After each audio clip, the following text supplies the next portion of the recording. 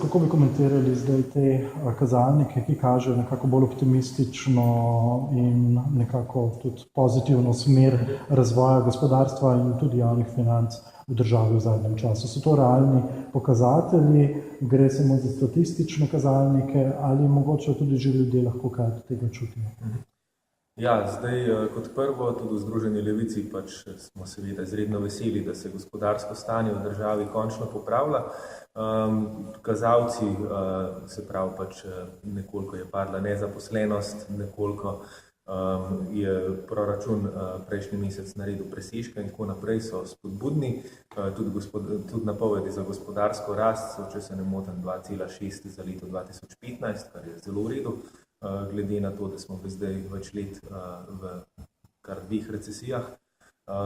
Je pa treba opozoriti tukaj, da je treba celotno zadevo postaviti v nekoliko širši kontekst. Zdaj, Slovenija je izrazito izvozno usmerjena država in to okrevanje ni toliko posledica nekih domačih sprememb ali pa domačih reform, ki bi spodbudile gospodarsko rast, ampak je predvsem posledica tega, da se je okrepil izvozni sektor, predvsem po letu 2010 naprej, in da se je povečal naš izvoz na ciljne trge, predvsem v Nemčijo.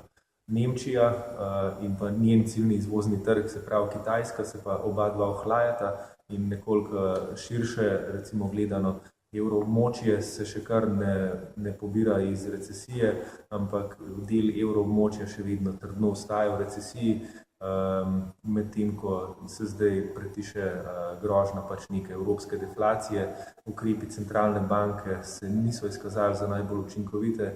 Junckerjev plan, ki naj bi bil nekakšen evropski New Deal, kot so ga pompozno najavljali, pa je po našem mnenju bistveno premalo ambiciozno nastavljen, tako da je pred Evropo in s tem tudi pred Slovenijo še precej izzivov, da se gospodarska kriza zares konča. Torej so zdaj to trenutni kazalniki, trenutni optimizem, niste pa tako optimistični za recimo 2016, čeprav razumem? Ja, kot sem rekel, zdaj ožje gledano, samo za samo Slovenijo so kazalniki v redu. Če pogledamo širše okolje, pa vidimo, da kriza kapitalizma še ni končana in da bo tukaj potrebnega še ogromno dela in tudi ogromno sprememb politik, predvsem na evropski ravni, da se gospodarstvo zares pobere iz krize. Druga stvar, na katero treba opozoriti, pa je, da v Sloveniji kljub gospodarskemu okrevanju še vedno globoko čutimo posledice socialne krize, ki pa se ne popravlja oziroma se celo poglablja. Dolgotrajno brezposelnih je čedalje več ljudi, ki živijo pod pragom revščine tudi.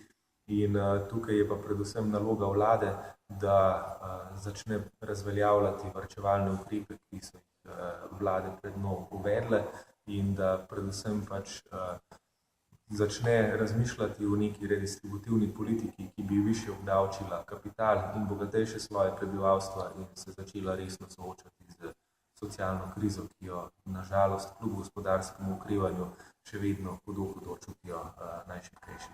Zdaj mislim, da ste mi odgovorili tudi že na moje tretje vprašanje, tako da v bistvu ne vem, če bi ga še enkrat zastavil, želel sem ravno to vprašati, ali bi morala vlada karkoli storiti, sprostiti karkoli, ampak mogoče čisto konkretno na področju javnega sektorja, kjer so bile zdaj določene zamrznitve, če poenostavim, restrikcija glede zaposlovanj, glede bonitet, glede usklajevanja, tudi plač in dodatkov, ali bi to morali ali lahko že recimo letos sprostili?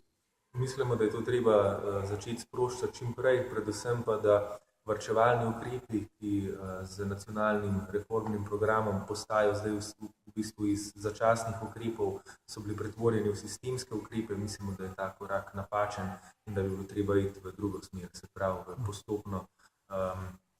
postopno odrekanje varčevalnim ukrepom in pa v neko bistveno bolj socialno zastavljeno. V redu, lepše hvala za to.